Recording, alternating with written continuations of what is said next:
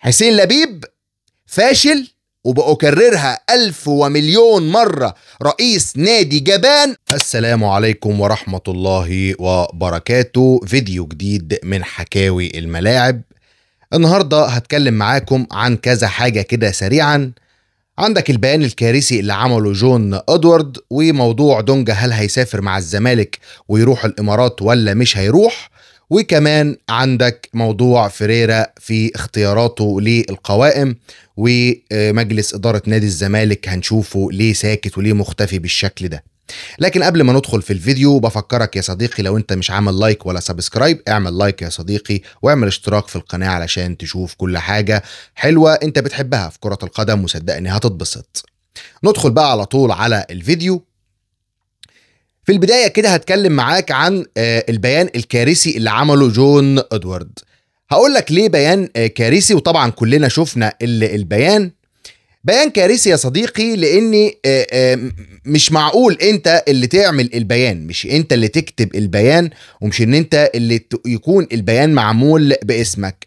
انا اعرف حاجة اسمها تصريح، ان ممكن يكون تصريح على لسانك، يعني مثلا التصريح الفلاني ده تصريح جون ادوارد، وكمان الصفحة الرسمية لقناة نادي الزمالك هي اللي تنزله، او قناة نادي الزمالك الرسمية هي اللي تنزله. اقول لك مفيش اي مشكلة، عادي تصريح رسمي. لكن انا ما شفتش بيانات قبل كده من طبعا ان يكون المدير الرياضي هو اللي عامل البيان. جمهور الزمالك كان في المباراة الأخيرة قدام ديك دهة اللي الزمالك كسبها 1-0 بأداء سيء جدا.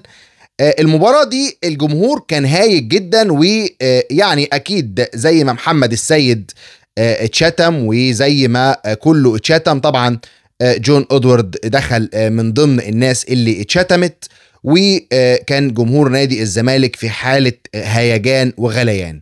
لكن أقول لحضرتك على حاجة، في كتير من قطاع الزمالك ومن واغلب جمهور الزمالك مبسوط بتجربة جون ادوارد، مبسوط بالفكر الجديد اللي بيفكر بيه جون ادوارد والطريقة اللي بيدير بيها جون ادوارد. لكن انت لو سألت جمهور الزمالك وقلت له طب انت متضايق ليه من جون ادوارد، او عندك يعني ليه حالة الهيجان دي من جون ادوارد، هيقول لك انا معرفش ليه هو مخلي المدير الفني قاعد لغاية النهاردة.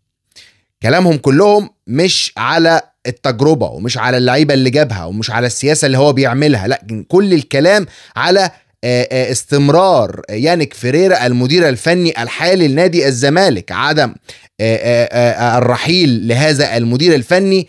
علامات استفهام كتيرة جدا جدا من جمهور نادي الزمالك. جمهور نادي الزمالك زي ما قلت لحضراتكم من لحظات هو مش ضد جون ادوارد في السياسة بتاعته ولا التجربة الجديدة، لان بعض والكثير من جمهور نادي الزمالك شايف ان التجربة مش سيئة، لسه ما حققتش الانجازات والطموحات اللي في دماغ الجمهور الزملكاوي والشارع الزملكاوي، لكن تجربة ليست بالسيئة.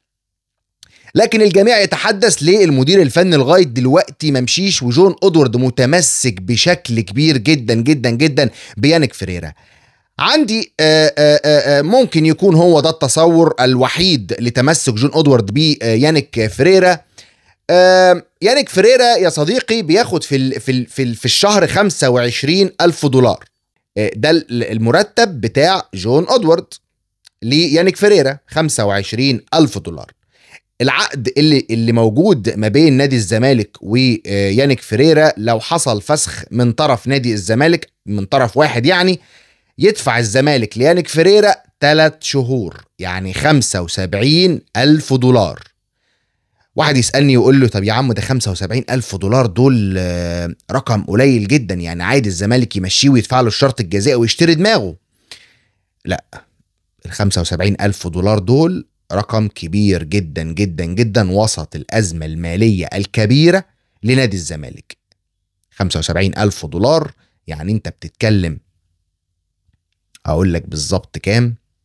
75,000 دولار انت بتتكلم في 4 مليون الا ربع، 3,750,000 جنيه مصري. دول ياخدهم طبعا يانيك فريرا لو غادر نادي الزمالك.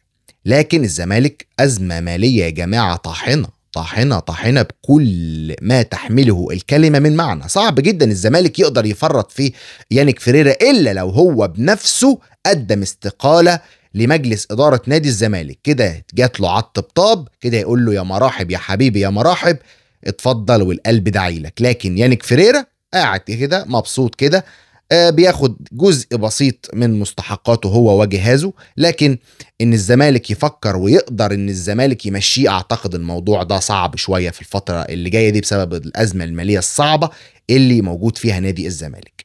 طيب برضو في كلام لجون ادوارد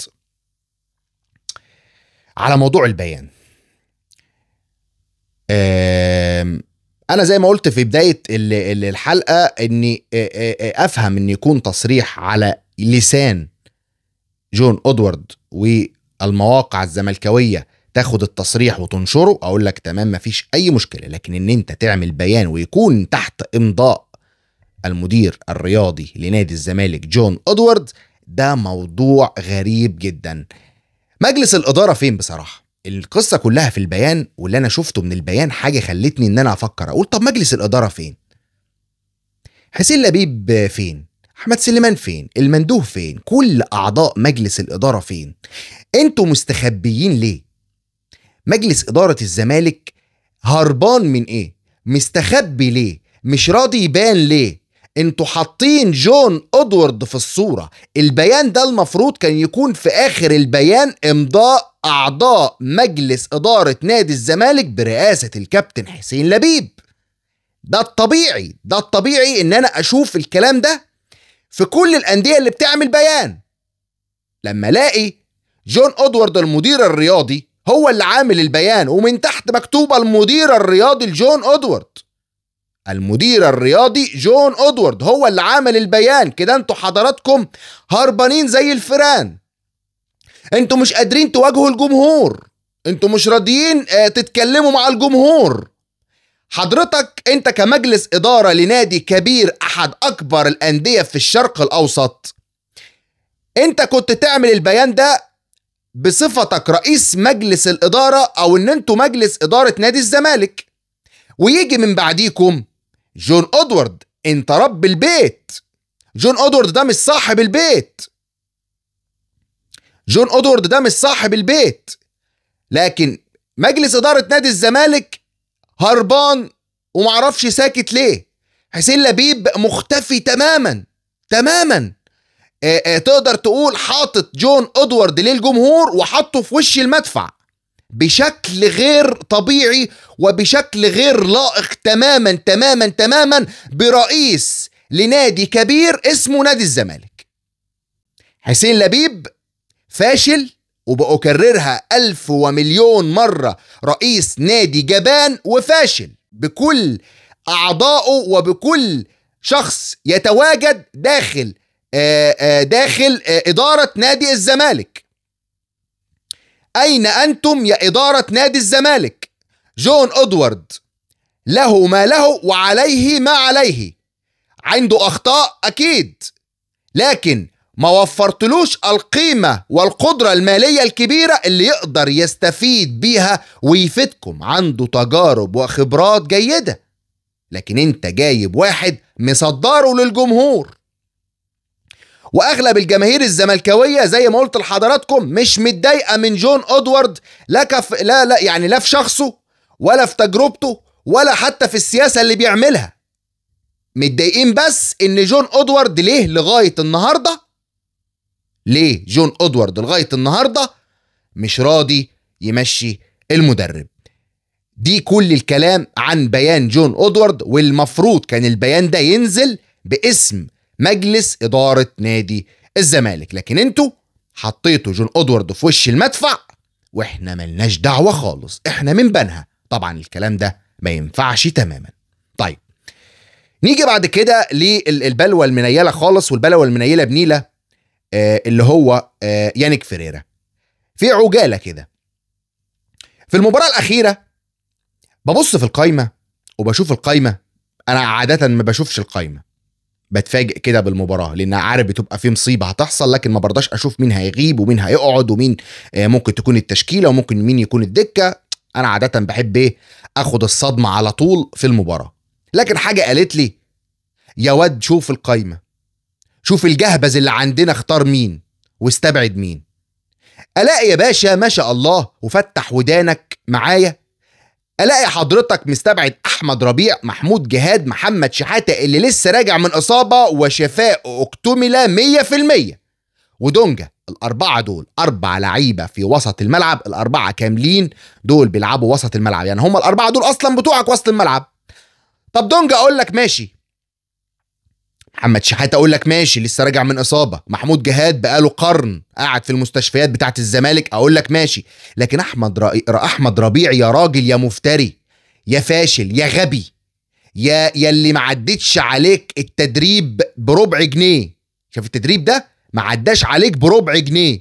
احمد ربيع اللي لسه بيقول يا هادي، لسه بيقول بسم الله الرحمن الرحيم، ما قراش الفاتحه، لسه نقول الولد لسه كان عنده إصابة، رجع من الإصابة وبيأدي لك أداء مميز وأداء طيب جدا في الفترة اللي فاتت، ولسه أنت بتريحه على أي أساس؟ أنت بتقعد أحمد ربيع على الدكة، بتستبعده أصلا ليه؟ لكن هو استبعد ال4 لعيبة دول، مرضيش يحط خالص وسط ملعب، ولعب لك بوسط الملعب مخيف. احمد حمدي على سيف جعفر على مش عارف مين على مين على مين، وسط الملعب بتاعك كان متاكل من فريق لو لعب قدام مركز شباب عندنا هنا يخسر مرتاح.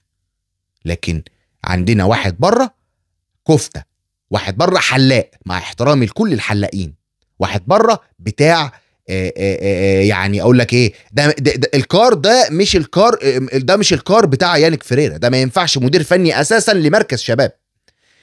وقلتها قبل كده في فيديو سابق، المدير الفني اللي يخسر من نفس المدرب، يخسر من نفس المدرب مرتين في مباراة رسمية ومباراة ودية، المدير الفني ده ما ينفعش يكون مدير فني. طبعا انا بتكلم عن مباراة وادي دجلة، الزمالك لعب وادي دجلة في مباراة رسمية خسر فيها 2-1، وكان من قبلها مباراة ودية خسر فيها 3-1 او 2-1 على ما اتذكر يعني.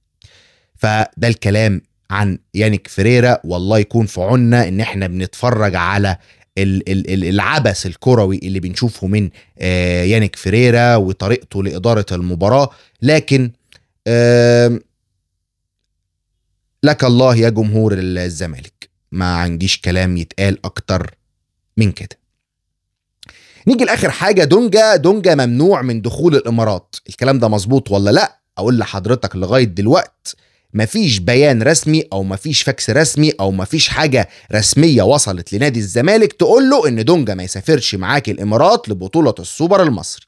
لغاية النهاردة مفيش حاجة رسمية وصلت الزمالك تدل على ان دونجا ما يروحش الامارات مع البعثة علشان يشارك في بطولة السوبر اللي هتبتدي في الامارات. انا مش متذكر يوم ايه بالظبط، لكن الزمالك هيلاعب بيراميدز زي كل مرة يعني، والاهلي هيلاعب مين؟ سيراميكا كليوباترا، والفايز من دول ومن دول هيلعب نهائي بطولة السوبر في الامارات. لكن الزمالك جاله حاجة تدل ان هو مش دونجا ما يسافرش معاه، ما حصلش لسه لغاية النهاردة مفيش اي حاجة. واخر حاجة برضو انا حابب يعني اوجهها لمجلس الادارة. مجلس الادارة لنادي الزمالك جبان، مجلس إدارة فاشل، ما معناها من الآخر بيتدارى، مصدر راجل واحد قدام الجمهور، قدام العالم الزملكاوي كله والشعب الزملكاوي كله. فيا مجلس إدارة الزمالك يا تشتغل بذمة وضمير وتخليكوا رجالة، يا ترحلوا من سكات. ده اللي كان عندي النهاردة في حكاوي الملاعب. لو عجبك الفيديو ما تنساش اللايك والاشتراك في القناة علشان يوصلك كل جديد في كرة القدم.